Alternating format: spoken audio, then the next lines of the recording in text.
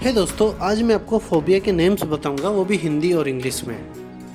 अगर आपको पता है कि दर्द का डर को इंग्लिश में क्या कहते हैं तो आप हमें कमेंट करके बता सकते हैं। तो चलिए आज का वीडियो हम बिना टाइम वेस्ट किए स्टार्ट करते हैं। तो आज का पहला वर्ड है ये।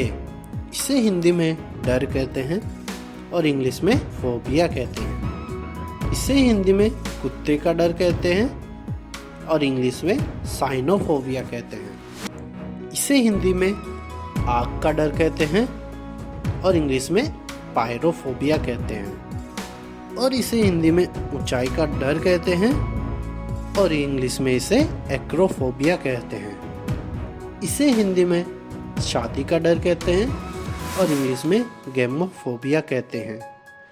इसे हिंदी में भूत का डर कहते हैं और इंग्लिश में फैस्मोफोबिया कहते हैं।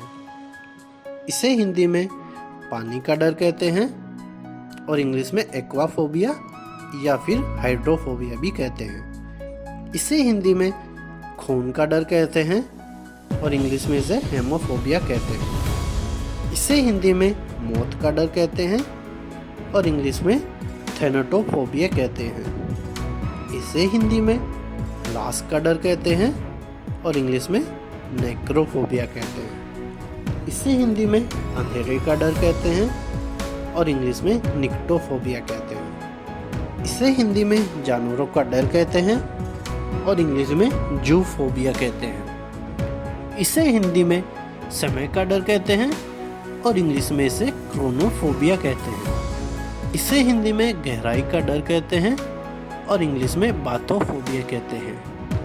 इसे हिंदी में अकेलेपन का डर कहते हैं या फिर अकेले हो जाने का डर और इंग्लिश में इसे ऑटोफोबिया कहते हैं। इसे हिंदी में डॉक्टर का डर कहते हैं और इंग्लिश में लेट्रोफोबिया कहते हैं। इसे हिंदी में मकड़ी का डर कहते हैं और इंग्लिश में आर्चनोफोबिया कहते हैं। इसे हिंदी में सांपों का डर कहते हैं और इंग्लिश में इसे ओफिडियोफोबिया कहते हैं। इसे हिंदी में कीड़ों का डर कहते हैं और इंग्लिश में इसे एंटोमोफोबिया कहते हैं। इसे हिंदी में जहर का डर कहते हैं और इंग्लिश में इसे टॉक्सिकोफोबिया कहते हैं। इसे हिंदी में किताबों का डर कहते हैं और इंग्लिश में इसे बिब्लोफोबिया कहते हैं। इसे हिंदी में आदमी का डर कहते हैं और इंग्लिश में इसे एंड्रोफोबिया कहते हैं। इसे हिंदी में औरतों का डर कहते हैं और इंग्लिश में इसे गाइनोफोबिया कहते हैं। इसे हिंदी में उड़ान का डर कहते हैं और इंग्लिश में इसे एरोफोबिया कहते हैं। इसे हिंदी में सार्वजनिक बोलने का डर कहते हैं और इंग्लिश में इसे ग्लासोफोबिया कहते हैं। इसे हिंदी में कीटाणु का डर कहते हैं और इंग्लिश में इसे माइसोफोबिया कहते हैं। इसे हिंदी में सुई का डर कहते हैं और इंग्लिश में इसे ट्राइपेनोफोबिया कहते हैं। इसे हिंदी में गड़गड़ाहट और बिजली का डर कहते हैं और इंग्लिश में इसे एस्ट्राफोबिया कहते हैं।